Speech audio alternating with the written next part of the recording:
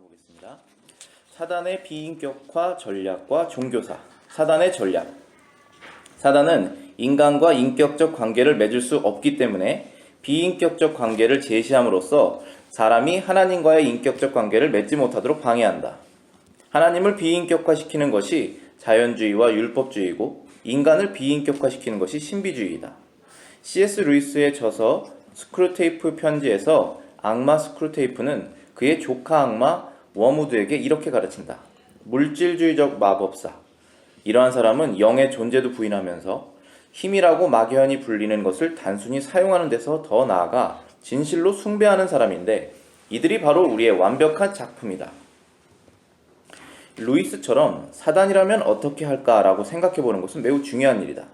우리는 인격적인 하나님, 우리와 인격적인 관계를 맺길 원하시는 하나님을 믿는다. 그러나 사단이라면 어떤 수를 써서라도 하나님의 인격성을 부정하고 하나님과의 인격적 관계가 불가능하다고 주장할 것이다. 반면 사단은 사람과 인격적 관계를 맺을 수 없다. 그렇게 되면 사단 자신의 정체가 노출되기 때문이다. 사단은 사람이 하나님께 영광을 돌리지 못하도록 하나님을 비인격적 존재라고 속이는 것이다. 비인격적 존재는 주권을 행사할 수 없으며 영광을 받을 수 없기 때문이다. 그러므로 사단은 인격적이며 영적인 존재이신 하나님을 원리나 힘으로 간주하도록 한다. 유니테리안이나 여호와 증인 등은 성령을 비인격적인 힘으로 간주한다. 이러한 사단의 술수가 교회에도 들어오게 되는데 그들은 성령을 인격적으로 인정하는지는 모르지만 그 태도를 보면 성령을 인격적으로 대하지 않는 것을 보게 된다. 마치 성령을 어떠한 힘으로 여기며 자신들이 성령을 부리는 주인처럼 행동한다. 그러므로 교회의 올바른 성령 운동은 온전히 성령을 인격적으로 대우해드리고 그분과 인격적인 관계를 맺는 것이라고 할 수 있다. 이 정령 숭배 신앙. 인류가 타락한 후 에덴 동산에서 쫓겨났을 때 인간의 총체적인 인식 능력과 자연 환경은 전락하게 되었다. 즉 인간은 하나님과 또 하나님의 형상대로 창조된 자신들의 정체성을 올바로 인지하지 못하게 되었다. 또한 자연 환경이 전락하게 되면서 자연의 관리자였던 인간은 자연을 두려워하는 존재로 전락하게 되었다. 사단은 인간이 두려워하는 자연현상과 동식물의 배후에 신적인 힘이 있는 것처럼 속였다. 인간이 자연을 두려워한 결과 원시적 사회에서는 그들의 신앙 형태가 정령 숭배 신앙이 되었던 것이다. 그래서 역사상 모든 문명은 여러 가지 자연신들을 숭배하게 되었다. 세 번째, 태양신 숭배 신앙.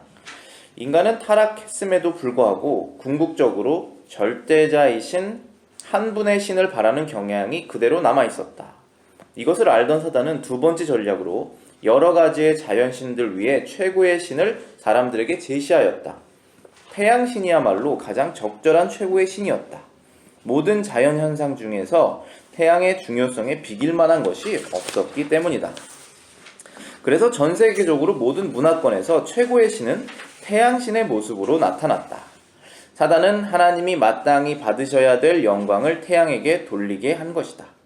바벨론의 신 말둑, 인도의 삼신 바라마, 비시누, 시바, 이집트의 신 오시리스와 태양의 아들인 파라오, 남미의 잉카, 마야, 아즈텍 문명의 태양신, 그리고 중국의 상제까지 모두 태양신이다. 우리나라의 이름 예맥, 조선, 한, 환이나 건국 시조인 동명, 해모수 등의 이름도 태양의 밝음을 나타내는 말이다.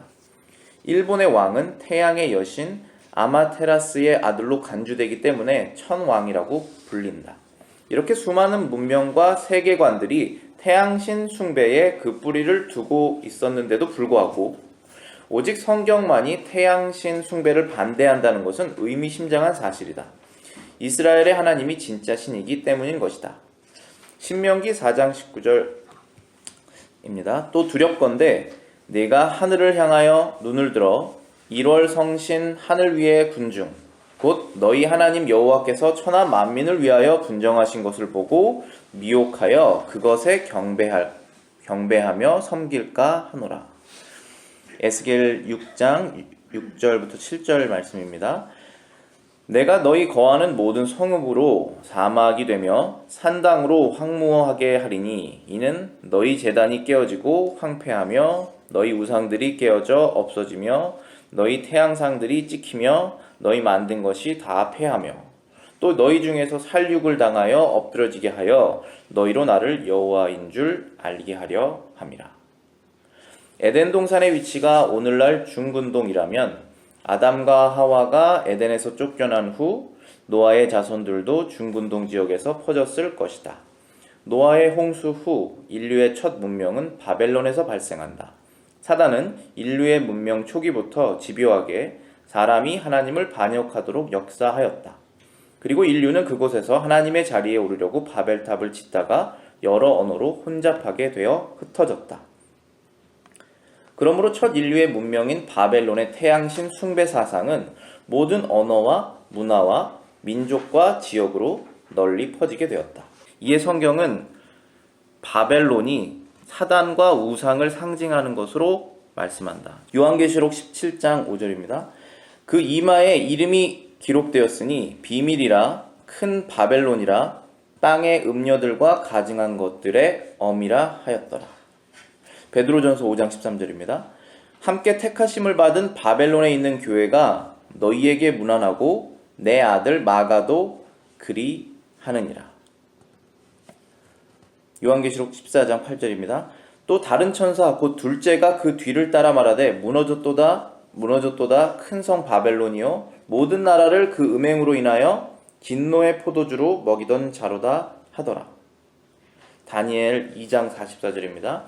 이 열왕의 때에 하늘의 하나님이 한 나라를 세우시리니 이것은 영원히 망하지도 아니할 것이요 그 국권이 다른 백성에게로 돌아가지도 아니할 것이요 도리어 이 모든 나라를 쳐서 멸하고 영원히 설 것이라. 네 번째, 궁극자의 비인격화입니다. 인간이 자신의 이성에 도취되어 합리성을 진리 판단의 기준으로 삼을 만큼 교만해졌을 때 사단은 세 번째 전략을 썼다. 그것은 인격적인 하나님 자체를 비인격적으로 보이도록 속이는 것이었다. 이성으로 교만해진 사람들에게 비인격적 원리나 비인격적 궁극자 등이 보다 세련되고 합리적으로 느껴진다는 것을 사단은 알고 있었다.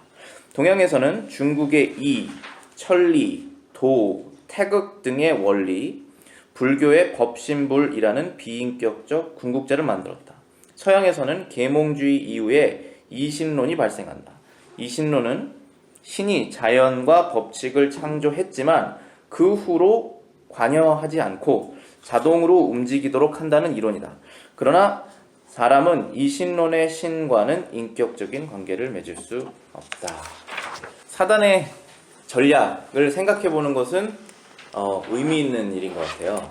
근데 요즘에는 이제 사단, 마귀 그런 단어 자체를 굉장히 희화화하잖아요. 그거 뜻은 인격적으로 존재하고 있는 그 사단을 마치 없는 존재처럼 바꾸는 거거든요. 예전에 한 4, 5년 전에 저 사람 게이다 그러면은 웃기는 얘기였거든요. 근데 지금 그렇게 이렇게 아무렇지도 않게 받아들이게 우리를 그때는 막 웃고 넘어가는 이제 분위기였잖아요. 한 5년 전, 10년 전만 해도 남자 좋아하는 것 같아, 여자 좋아하는 것 같아, 그럼 웃고 그냥 막 넘어가는데 지금은 그렇게 웃었다가는 수당할 수 있죠. 그런 식으로 이제 사회가 변화가는 건데 그 사단은 하나님을 이제 지식적으로 가장 잘 아는 존재겠죠. 가장 잘한다고 표현하면 그렇겠지만 사람보다는 더 잘 알겠죠, 지식적으로. 그리고 어떻게 보면 사단은 영적인 존재이기 때문에 우리 내면에 있는 상태를 우리 자신보다 더 잘 꿰뚫어 볼 수도 있습니다. 그리고 우리는 비록 인식하지 못하더라도 이 문화가 지금 어떠한 현상이 지금 일어나고 있고 그것의 배후에 무슨 철학이 깔려 있는지를 다 알고 있겠죠. 그래서 그 사단이 어떠한 생각을 가지고 지금 내가 살고 있는 이 문화에 이런 것이 일어나게 하는지를 생각하는 것은 아주 지혜로운 것이고 재미있는 일일 것이다 라는 그런 내용을 지금 하시면서 C.S. 루이스에 대한 예의를 이제 말씀을 하셨죠. 여기서 C.S. 루이스의 책들이 유명한 것이 여러 개가 있는데 나니아 연대기도 그렇고 순전한 기독교, 메어 크리스티아니티라고 하는데 순전한 기독교라는 것도 있고 여기 이제 스크루테이프 편지 저는 요건 읽어보지 않았는데 이거는 이제 어떤 이제 소설 같아요. 악마 스크루테이프라는 존재가 자신의 조카 악마 워무드라는 존재에게 이렇게 얘기를 했다는 거예요. 물질주의적 마법사. 이러한 사람은 영의 존재는 부인하면서 힘이라고 막연히 불리는 것을 단순히 사용하는 데서 더 나아가 진실로 숭배하는 사람인데 이것이 바로 우리의 완벽한 작품이다. 그러니까 마귀가 사단이 사람들을 어떻게 지금 변화시키려고 하느냐 하면은 물질적인 존재로 변화시키는 거예요. 그래서 어려운 얘기가 아니에요. 지금 우리가 사람이잖아요. 근데 내 안에 영이 있다라는 것을 의심하게 하는 거예요. 그래서 내가 죽으면 몸이 죽는 거지 영이 죽는 건 아니잖아요. 근데 영 자체를 부인하게 되면은 죽으면 끝이라고 생각하는 것이죠. 그렇게 되면 심판도 없을 것이고 부활도 없을 것이고 나도 부활하지 않을 것이고 전 세계 사람들은 부활하지 않을 것이다. 그럼 결론이 뭘까요? 이 땅에서 일단 먹고 즐기자. 그러면은 법을 잘 피하고 하면 잘 끝난 거잖아요. 뒤에는 뒷일은 없으니까. 그렇게 만들어 버리는 거잖아요. 그런데 지금 영적인 존재를 부인하면서 영적인 존재는 부인하지만 또 힘으로라고 생각한다는 거예요. 어떠한 영적인 존재, 그 인격은 계시지 않아요. 하나님이라고 하는 그 신적 존재는 계시지 않지만 어떠한 우리가 보이지 않는 힘은 존재한다 라고 마법을 쓰는 사람들이 있다. 근데 그 사람이 마법사가 힘을 그냥 쓸 뿐만 아니라 힘을 쓰면 자기가 주인 아니에요. 자기가 마법사면은 그 힘을 쓰면서 자기가 주인이 되어야 되는데 그 힘을 숭배하는 존재가 되었다. 이 물질주의적 마법사가. 그런 식으로 사람들의 생각을 바꾼다는 거예요. 그렇게 되게 되면은 영적인 존재가 없다라고 생각하기 때문에 하나님을 인격적으로 생각하기가 참 어려워져요. 그런 문화에서는. 하나님께서 사랑이 있으시고 그 다음에 우리를 불쌍하게 여기시고 안타깝게도 여기시고 또 화도 내시고 그러한 우리와 같은 그 심정을 갖고 계신 그 사람은 아니지만 인격, 그 인격을 갖고 계신 하나님으로 인식하기가 어렵게 만드는 문화라는 거죠. 지금이. 그렇게 사단이 하려고 하는 이유는 뭐냐면 결국은 항상 영광이에요. 영광을 하나님이 받으셔야 되는데 만약에 인격이 없어요. 영광을 받으실 인격이 없으면 돌릴 대상이 없잖아요. 그러니까 누군가에게 돌려야 돼요. 그거를. 그래서 어떠한 힘, 어떠한 원리로 돌리게 만들어버린다는 거예요. 근데 그거를 사단에게 돌리게도 안 할 때가 많은 거예요. 왜냐하면 사단에까지 돌리게 되면 그거는 이제 막장이에요. 심지어 그런 사람 많이 있지만 현재 사단 숭배자들도 많거든요. 미국에도 많고. 어떤 공립학교 서클에 사단 숭배 서클을 만들어가지고 기독교 서클처럼 만든 거예요. 그래서 그걸 된다 안 된다 막 뉴스에 나온 적이 있었거든요. 공립학교 안에. 그렇게까지 되면 진짜 그건 막장인 거예요. 사단이 자기의 존재를 드러냈다라는 것은 이제 무서운 게 없는 사회가 된 거예요. 근데 예전에는 존재를 드러내지 않았어요. 왜냐하면 사단이 자기가 영광을 받는 거가 물론 그가 원하는 거기시겠지만 그거보다 더 큰 목적은 사람이 하나님에게만 영광을 안 돌리게 하면 되는 거거든요. 그래서 그 영광을 하나님에게가 안 돌리면은 자기 자신 그 개인적인 사람에게 영광을 돌리든 아니면 어떠한 뭐 우연으로 돌리든 힘으로 돌리든 원리로 돌리든 하나님에게만 안 돌리게 했었는데 지금은 이제 그런 직접적으로 자기를 드러내는 상황까지 왔지만 대부분 원래는 그렇게 하는 것이 그의 일반적인 원리는 아니다. 뭐 그렇게 얘기를 하셨죠. 그리고 사단은 사람과 인격적인 관계가 불가능한 것이 사단의 정체가 노출되기 때문이다. 이렇게 말씀하셨어요. 그거를 이제 사단이 원하지 않는다. 아니면 중요하게 생각하지 않는다. 그런 내용이었죠. 그래서 이제 원리나 힘으로 간주하게 한다. 그러면서 유니테리안 그 다음에 여호와 증인을 예를 들었는데 여호와 증인은 제가 신학교에 있어서 왜 이단이냐 뭐 수도 없죠. 수도 없는데 그 중에 최고로 잘 드러나는 것은 성령을 인격, person으로 생각하지 않아요. 그리고 유니테리안이라는 것도 삼위일체를 부정하는 그 거짓 기독교 단체를 유니테리안이라고 부릅니다. 그러니까 삼위일체는 아버지, 아들, 성령님. 아버지는 모든 것을 계획하시고 아들은 그것을 수행하기 위해서 심지어 사람까지 되셨고, 그리고 성령님은 아들이 하늘로 올라가신 후 이 땅에 내려오셔서 하나님의 자녀들을 고아처럼 내버려 두지 않으시고 우리가 필요한 영적인 것들을 받을 수 있도록 우리 내면에서 일하시는 분. 이러한 역할이 다르잖아요. 왜냐하면 person이 다르시니까. 근데 그 three person이 in one, 그게 트리니티잖아요. 그게 삼위일체잖아요. 근데 거기에서 여호와 증인 같은 경우는 예수님을 인정을 하는 것처럼 말하지만 거기에도 인정 제대로 하지 않는 것이죠. 사람 레벨로 내린 겁니다. 그런데 이제 성령은 더더욱이나 사람으로 인격으로 취급을 안 해요. 그래서 힘으로 취급해요. 그래서 마치 하나님이라는 하나님, 그들의 하나님은, 그들이 머릿속에서 만드는 하나님은 어디에 앉으셔서 힘으로 이렇게 성령이라는 힘을 쏘는 거예요. 그래서 넘어뜨리고 뭐 믿게 하고 뭐 혼내고 이걸 하는 거예요. 그렇게 생각을 하고 있거든요. 근데 그렇게 이렇게 교묘하게 속인 것이 사단이잖아요, 결국은. 근데 그 이유는 뭐냐? 결국은 사람이 이 세상을 지으시고 구원하신 하나님께 영광을 못 돌리게 만든 거예요. 그럼 여호와 증인 안에 예수님을 믿는, 구원자로 믿는다고 고백하는 사람이 굉장히 많을 텐데 그 사람들이 진짜 하나님께 영광을 돌리고 있느냐? 과연 한 명이라도 그렇지가 않겠죠. 그러니까 우리가 이단이라고 말하고 거기 있는 무릎 전체는 하나님께 영광을 못 돌리는 것이죠. 종교생활을 열심히 하고 있는데도. 그럼 누가 제일 기뻐하겠어요? 사단이 제일 기뻐하고 하나님이 슬퍼하시는 것이잖아요. 내가 사랑하는 사람이 자신들이 만든 우상에게 예배를 드리고 있으니까. 그런데 지금 이 안점식 교수님이 하시는 말씀이 교회 안에도 이 사단의 술수가 들어왔다. 성령을 인격적으로 인정하는지는 모르지만 삼위일체를 머리로는 고백한다는 거죠. 성령을 인격적으로 고백은 하고 있을지 모르지만 그들의 태도를 보면 성령을 인격적으로 대하지 않는 것을 보게 된다. 마치 성령을 어떠한 힘으로 여기며 자신들이 성령을 부리는 주인처럼 행동한다. 이러한 현상이 어떤 현상일까요? 마치 성령을 우리가 경배해야 될 하나님으로 여기지 않고 어떠한 힘으로 여기면서 자신이 부르는 주인처럼 성령 운동을 하는 그런 모습이 있죠. 교회에 많이 있습니다. 그런 거 경험해 보셨나요? 한국 교회에서?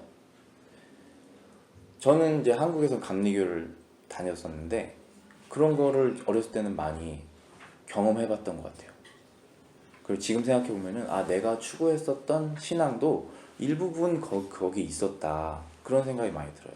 부흥사분들도 예전에 우리 한국에 그 1900년도 초반에 선교사님들이 오셔서 그분들이 계셨을 때 막 교회에 폭발적인 부흥이 났다고 그러잖아요. 평양대 부흥 1907년 이런 사건을 통해서 그때 부흥회라 그러면은 부흥 사경회라고 그래서 성경 연구 부흥회였는데 지금 부흥회라 그러면은 일단 무슨 어떤 현상, 내 마음의 뜨거움이 갑자기 막 생겨나는 그런 것으로 좀 바뀌어 버렸잖아요.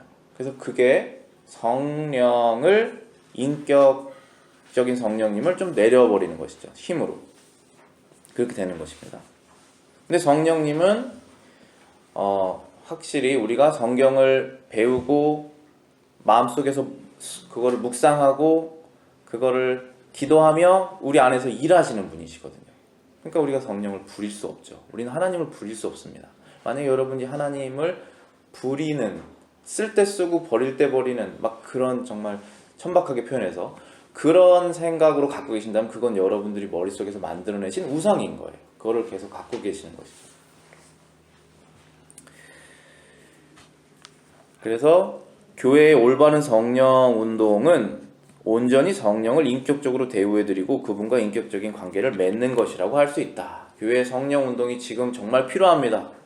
우리 교회 내 자신의 성령 운동이 필요합니다. 그것은 성령님을 인격적으로 우리가 대우해드리고 그분과 인격적인 관계를 맺는 것이다 라는 것이죠. 자, 정령 숭배 신앙에 대해서 지금 좀 말씀하셨는데 이 부분 어떻게 생각하세요? 사람들이 이제 정령 숭배라 그러면은 자연을 숭배하는 거잖아요. 근데 그것을 왜 숭배하게 되었는지, 왜 사단이 그렇게 사람들을 유혹을 했는지 그런 내용이 지금 좀 나와 있습니다. 인류가 타락하고 에덴동산에서 쫓겨나서 이제 모든 것이 이제 전락하게 되었죠. 그러면서 하나님도 누군지 잘 이해하지 못하게 되었고 자연도 이해하지 못하게 된 것입니다. 원래 자연 위에 사람이 있죠. 사람은 하나님께서 왜 만드셨죠? 그 맨 처음에 자연을 만드신 다음에 내가 이 동식물들을 다스릴 존재가 필요하다. 그래서 그에게 지혜와 거룩과 선함과 정의와 이런 것들을 주어서, 능력을 주어서 이것을 다스리게 하자라고 사람을 지으셨잖아요. 그런데 사람이 이제, 그러니까 주인과 종의 관계죠. 사람이 주인이고 자연이 종인 거예요. 근데 지금은 타락한 후에 바뀌어버렸죠. 야생동물이 나오면 우리 무섭잖아요. 만약에 내가 주인이라면 다가오지 말아라 해야 될 거 아니겠어요? 그런데 산에서 곰을 만나면 우리는 총을 꺼내야지 다가오지 말아라 이런 명령을 할 수 없는 상태가 됐잖아요. 하나님의 신적인 능력이 기적적으로 있지 않는 이상 그렇게 돼버린 겁니다. 그래서 사람들은 두려워하는 마음이 생겼어요. 자연에 대해서. 예전에는 아니었지만. 그래서 그 두려워하는 마음을 마귀가 사용할까요? 당연히 사용합니다. 어떻게 사용하냐면은 그 사람보다 더 힘이 있는 자연 뒤에 어떠한 신적인 힘이 있는 것처럼 속였다는 거예요. 사람이 자연 재해를 막을 수가 없잖아요. 그렇기 때문에 마귀는 자연 뒤에 그 엄청난 힘이잖아요. 그 힘 뒤에 어떠한 인격적인 존재가 있는 것처럼 속였다는 것입니다. 우리는 자연을 정말로 아무것도 할 수 없어요. 자연 앞에서. 바닷물이 들어오는 것을 막을 수가 없고 나가는 것을 끌어당길 수가 없고 해가 뜨는 것을 누를 수가 없고 지는 것을 잡을 수가 없습니다. 우리는 그런 존재예요. 그런데 그 두려워하는 것을 마귀가 사용해서 정령 숭배 신앙이라는 것이 생겼다라는 것입니다. 자, 그런데 이제 그게 첫 번째 전략이었는데 두 번째 전략은 뭐냐면 그 여러 가지 정령 숭배 신들 중에 어떤 신들이 있을까요? 태양신, 달신, 바다, 물신, 땅신, 바람신, 번개신 다 있을 거 아니겠어요? 그 다음 심지어 동물 중에 여러 가지 동물, 신적인 동물이라고 하면 용도 있을 것이고 사자도 있을 것이고 호랑이도 있을 것이고 곰도 있을 것이고 표범도 있을 것이고 나를 두렵게 하는 것은 다 신으로 만들어버리는 것입니다. 그런데 사단의 두 번째 전략이 사람의 어떠한 것을 사단이 간파하고 있습니까? 최고 유일신을 내 마음에 섬기고 싶어하는 그 일반 은총. 당연히 하나님을 섬겨야 되는데 그 대상을 잃어버렸고 그렇지만 계속 섬기고 싶어하는 반대로는 의지하고 싶어하는 그 마음을 사단이 당연히 알고 있죠. 그래서 그 여러 가지 정령신들 중에 하나를 이게 너희들이 최종적으로 섬겨야 될 신이다. 그게 뭡니까? 태양이라는 거예요. 그래서 온 세상에 있는 문명 중에 태양을 섬기지 않는 문명이 없었다라는 것입니다. 바벨론의 신 말둑, 인도에 삼신이 있는데 거기도 태양신, 이집트의 신 오리시스, 그리고 우리가 성경에서 말하는 바로, 그 바로는 어떤 사람의 이름이 아니라 직분의 이름이죠. 왕의 직분, 태양의 아들이라는 뜻이고, 남미의 잉카, 마야, 아즈텍 문명의 태양신, 중국의 상제, 그리고 심지어 우리나라의 조선, 한, 그 다음에 동명, 해무수 이러한 이름들도 태양의 밝음을 따르고 또 우리 옆에 있는 일본도 천황이죠. 천황을 태양신의 아들로 간주하기 때문에 그 일본이 항상 태양을 이제 숭배하잖아요. 모든 문명들이 태양을 숭배하도록 사단이 전략을 짰다라는 것입니다. 그런데 늘 제가 항상 재밌게 생각하는 부분이 구약 성경에 아브라함 때 다른 문명이 뭐가 있었을까? 구약 성경 때 다윗이 다른 문명, 다른 나라 사람들은 뭐하고 살았을까? 그런 게 재밌잖아요. 분명히 우리나라 조선나 한국 반도에도 어떠한 성경 시대랑 겹치는 것이 있을 것이고, 그런데 그렇게 수많은 문화들이 다 정령 숭배를 하고 있을 때, 아무도 이성주의가 아직 발달하지 않았을 때예요. 정령 숭배를 당연히 다 하고 있을 때 이스라엘이 하나의 종교라고 친다면 이스라엘의 종교만 태양을 숭배하지 말아라, 자연을 숭배하지 말아라는 말을 했다라는 겁니다. 그것은 굉장히 의미심장한 것이다. 세상 모든 60억 명, 70억 명의 사람들이 다 당연히 생각하고 있는 것을 거기 아주 조그만 민족, 한 줌의 민족만 태양 숭배를 하면 안 된다는 것을 알고 있었다는 거예요. 어떻게 알았을까요? 누가 알려줬겠죠. 그게 계시입니다. 알려주시는 것. 선지자를 통해서. 그 계시를 하신 것이죠. 그래서 신명기 4장 19절에 두렵건대 내가 하늘을 향하여 눈을 들어 일월 성신, 그리고 하늘 위의 군중, 이제 하늘 위에 떠 있는 것들, 곧 너희 하나님 여호와께서 천하 만민을 위하여 분정하신 것을 보고 미혹하여 그것에 경배하며 섬길까 하노라. 분명히 하나님께서 이런 계시를 주시지 않고 도움이 없으면 그렇게 될 것이다. 그렇지만 그렇게 하지 말아라, 그런 얘기죠. 이제 태양상등이라는 말이 나옵니다. 에스겔 6장 6절 7절에 이제 이스라엘이라는 나라가 건국되고 다윗, 솔로몬 나라가 이제 분열되고 그 다음에 엄청난 많은 우상들이 솔로몬 시대에 막 들어와서 별 것들이 생겨났는데 그 중에 말씀하신 태양상등이라는 것이 나옵니다. 내가 너희 거하는 모든 성읍으로 사막이 되게 할 것이다. 너희들이 산당, 우상 숭배하는 것을 황무하게 할 것이다. 이제 너희의 제단이 깨어질 것이다. 황폐하게 될 것이다. 우상들이 그 상들이 깨어질 것이다. 그리고 너희의 태양상들이 찍히고 너희 만든 것이 다 폐하게 될 것이고 너희 중에서 사륙을 당하고 엎드려지게 해서 너희가 비로소 나를 여호와인 줄 알게 할 것이다. 이렇게 말씀하시죠. 그 다음 내용은 이제 그러면 어떻게 이렇게 모든 문명에서 태양신을 섬기는 것이 그렇게 보편적이냐. 분명히 사단이 그런 일을 했지만 이 안점식 교수님은 그리고 성경적으로 말하면 바벨탑에서 찾는 거예요. 그 원리를, 그 이유를. 왜냐하면 여러분들 에덴 동산이 어디에 있었다라고 생각하세요? 어디쯤에? 실제로 세상 이 지구상에 존재했다라는 건 믿으세요? 네, 저 다행히 감사하게 믿으시네요, 다들.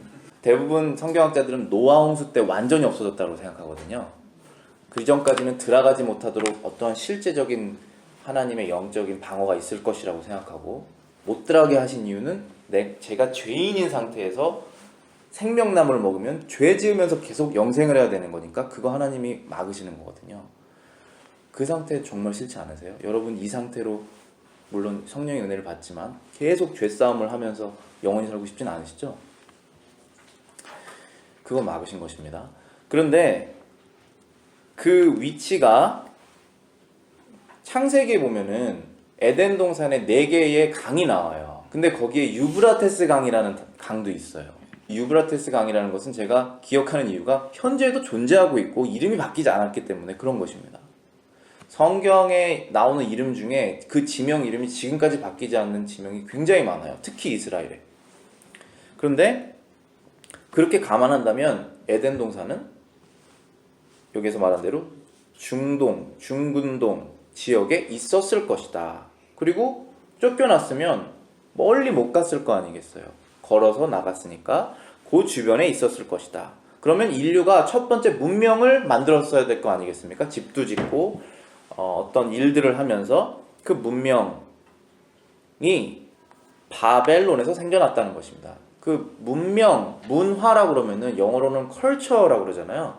근데 culture라는 단어가 영어 cultivate에서 나왔어요. 근데 cultivate는 농작하다 그런 뜻이잖아요. 그래서 뭔가를 열심히 일을 하다 보니까 어떠한 패턴이 생긴 것입니다. 근데 당연히 열심히 일을 해야 될 게 아니겠어요? 에덴 동산에 쫓겨났으니까. 그러니까 문명이 생겨난 것입니다. 그건 너무나 당연한 거예요. 여러분 집집마다 문화가 있잖아요. 집안 일을 하다 보면, 가정을 꾸리다 보면 문화가 있습니다. 그것이 생겨난 것이에요. 그게 인류의 첫 문화가 바벨론에서 생겨났다는 것입니다. 당연히 이제 문명이 생겨났는데 그것은 바벨론에서 생겨났다는 것입니다. 그럼 그 문화를 사단이 사용했겠죠. 어떻게 사용하냐면 집요하게 사람이 하나님을 반역하도록 계속 유혹을 한 것입니다.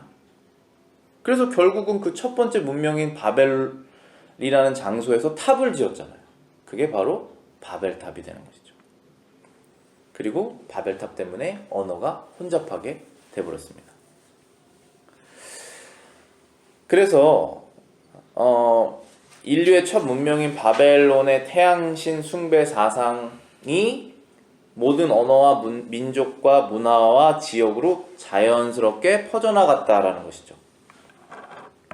그래서 성경이 이 바벨론 문화를 사단이나 우상으로 상징하는 것으로 자주 표현했다는 것입니다. 이 바벨론 제국도 그렇고, 바벨론 제국은 나중에 나오지만 이 바벨탑을 지은 그 바벨이라는 장소는 그 지역 이름인데 지금의 이라크에서 좀 내려가 있는 지역이라고 봅니다. 근데 그 지역에서 발생된 문화가 지금까지도 남아있다는 거예요. 우상숭배 사상이. 근데 그게 끝까지 간다는 거예요. 그래서 그게 왜 우리가 그렇게 어떤 근거로 그렇게 말할 수 있냐면은 성경에서 마지막에 요한계시록에 이 세상이 망하게 될 것인데 그 망할 때 요한이 그걸 보고 말할 때 이렇게 말하는 거예요. 요한은 마지막 것을 비전으로 보고 적은 것 아니겠어요? 요한계시록이? 근데 말하기를 요한계시록 17장 5절에 비밀이라 큰 바벨론이라 이 땅의 음녀들과 가증한 것들의 어미라 그러한 악한 문명이 있다 이렇게 말하고 14장 8절에는 또 다른 천사 곧 둘째가 그 뒤를 따라 말하되 무너졌도다 큰 성 바벨론이요. 바벨론 제국이 마지막에 다시 일어나지 않을 것입니다. 바벨론 제국 느부갓네살 왕이 이라크 지역에서 만들었던 그 제국이 일어나지 않겠죠. 중동이 지금 힘이 없는데 그 지역에서 어떤 게 일어날 수 있겠지만 바벨론이라는 이름으로 일어나지는 않을 것이라고 믿습니다. 그런데 그것을 요한이 보고 바벨론이 무너졌다라고 얘기하는 것은 바벨론 문화가 그때까지도 계속적으로 지속되고 있는 것이 무너졌다라고 말하는 것이다. 이런 근거로 그렇게 말하는 것입니다. 바벨론이 사단과 우상을 상징하는 것이구나 라고 이해하는 것이죠. 그리고 베드로전서도 굉장히 재밌습니다. 베드로전서 5장 13절 보시면은 베드로가 이제 로마에 있는 교회를 표현하면서 함께 택하심을 받은 바벨론에 있는 교회가 너희에게 문안하고 내 아들 마가도 그리하니라. 여기 베드로가 말하는 바벨론에 있는 교회가 어딜까요? 베드로가 로마에서 순교당했다라고 주로 믿습니다. 로마가 그때 사륙의 도시였기 때문에 기독교인들에게 제일 유명한 건 네로 황제죠. 자기가 정말 미쳐서 즐거움의 끝이 없어서 나라를 불태워버린 것입니다. 그거 보고 이제 기뻐하는 거예요. 근데 그것을 이 기독교인이 했다라고 뒤집어 씌우고 기독교인을 이제 몰살시키면서 즐거움을 느끼는 정말 사륙의 그런 도시였는데 거기에서 바울도 베드로도 많은 사도들도 순교했다라고 많이 해석을 합니다.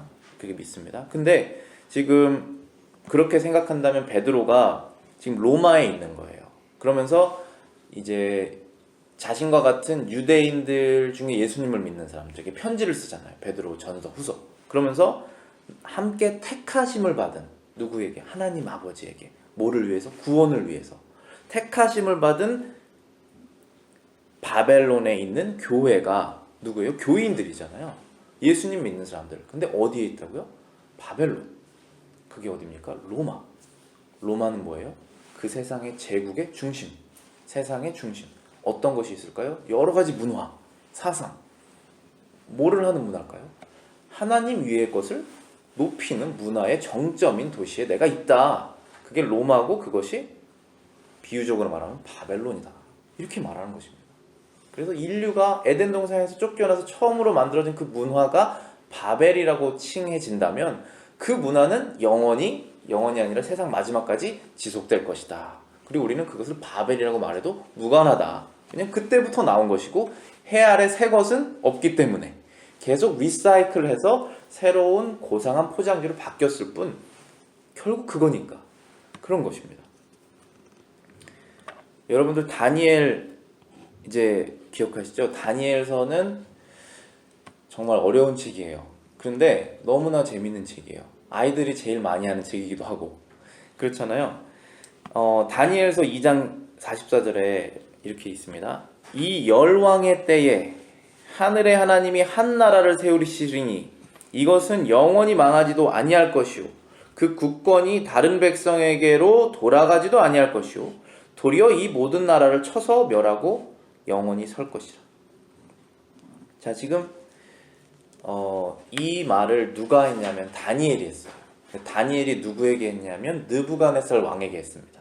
근데 왜 갑자기 왕을 만나서 이 얘기를 했냐면 느부갓네살이 꿈을 꿨기 때문에 해석할 사람이 없어서 고뇌하다가 다니엘이 해석을 해준 것입니다. 그래서 그 꿈 해석의 결론인데 신상을 이렇게 지어놨는데 거기에서 큰 돌이 하늘에서 떨어져서 그 신상이 부서지게 되지 않습니까? 근데 그게 이제 무슨 뜻인지 이제 해석을 했는데 머리, 가슴 부분, 배, 다리, 발 결국은 제국이다. 이 세상의 제국이고 머리는 금인데 금이 세계 우리 갖고 있는 금속 물질 중에 제일 값지잖아요. 그래서 머리는 제일 화려하고 값진 제국이다. 그것은 느부갓네살 당신이 다스리고 있는 바벨론이다. 그리고 그 다음에는 어떤 나라, 그 다음에는 어떤 제국, 마지막에는 어떤 제국이 계속적으로 제국을 이어갈 것이다. 말하자면 바벨론 그 사상이 계속적으로 이어지는 것입니다. 형태만 바뀌고. 근데 그것이 언제까지 지속되느냐? 무너질 때까지 지속되는 것입니다. 근데 그 무너지게 하는 세력은 누구냐? 또 다른 신상이 오는 것이 아니라 하늘에서 돌이 떨어져서 무너지게 된다는 것입니다. 이 열왕의 때에 하늘의 하나님이 한 나라를 세우실 것인데 그때 돌을 떨어뜨려서 그 신상이 부서지는 것이 바로 그 의미다. 이렇게 얘기를 하는 것입니다. 자, 그럼 여기 다니엘서 2장 44절을 보시면은 그 해석의 결론인데 하늘의 하나님이 한 나라를 세우실 것인데 이것은 영원히 망하지 아니할 나라입니다. 그리고 그 국권이 백성에게 있는데 다른 백성에게 절대로 빼앗기지 않을 그 나라입니다. 그리고 도리어 이 모든 나라들을 쳐서 영원히 지속되게 될 나라입니다. 그 나라가 무슨 나라일까요? 무슨 나라라고 생각하세요? 이 나라가 미국일까요? 대한민국일까요? 아니면은 지금 중동에 1948년에 세워진 이스라엘일까요? 그런 나라는 없습니다. 세상에. 나라가 세워졌는데 단 한 번도 망하지 않고 영원히 지속될 나라는 없지요. 그 나라는 바로 예수님이 세우실 그분의 나라를 말하는 거예요.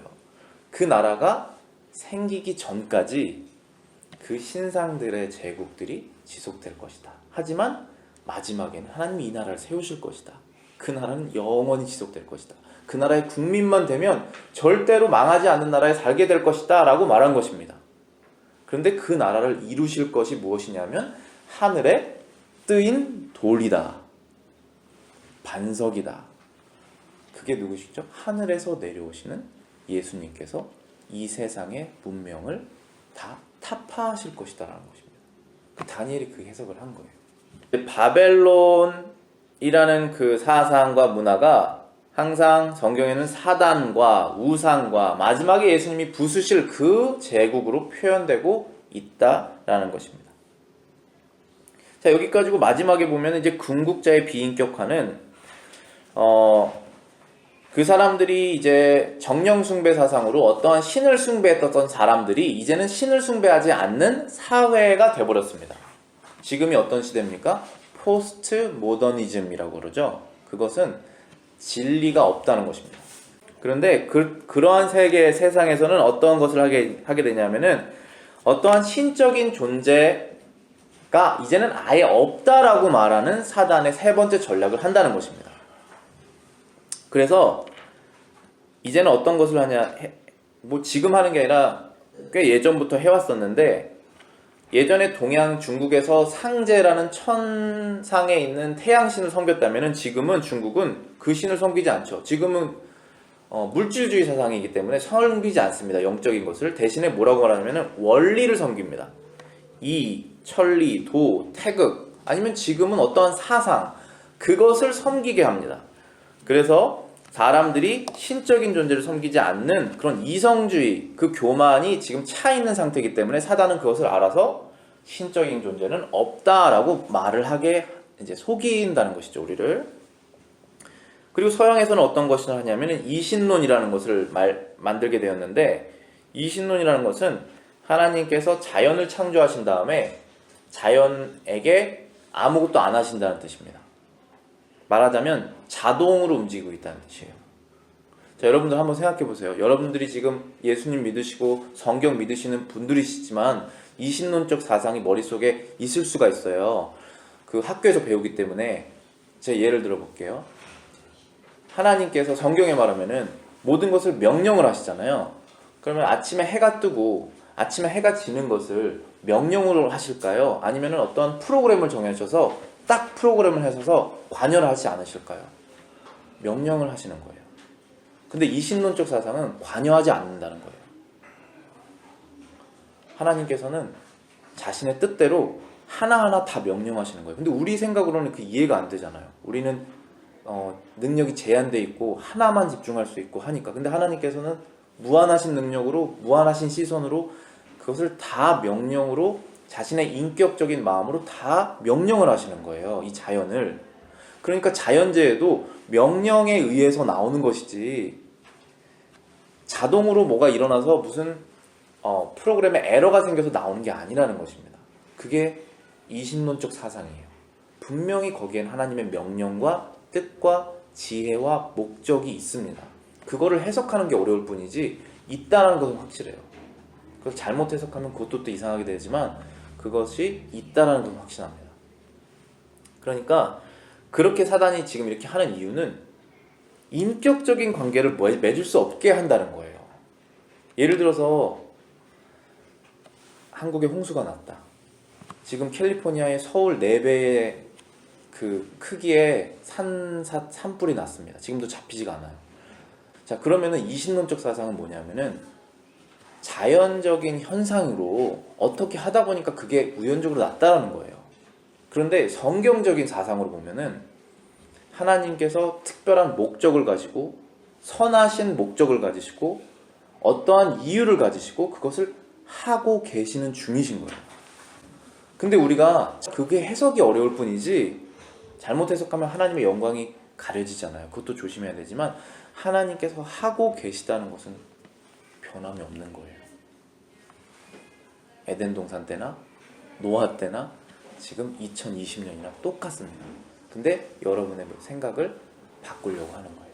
그것을 기억하시고 하나님과 모든 일에 다 인격적인 관계를 맺으셔서 하나님께 영광을 돌리시고 또 도움을 구하시고 평안을 누리시는 여러분들 되시기를 바라겠습니다.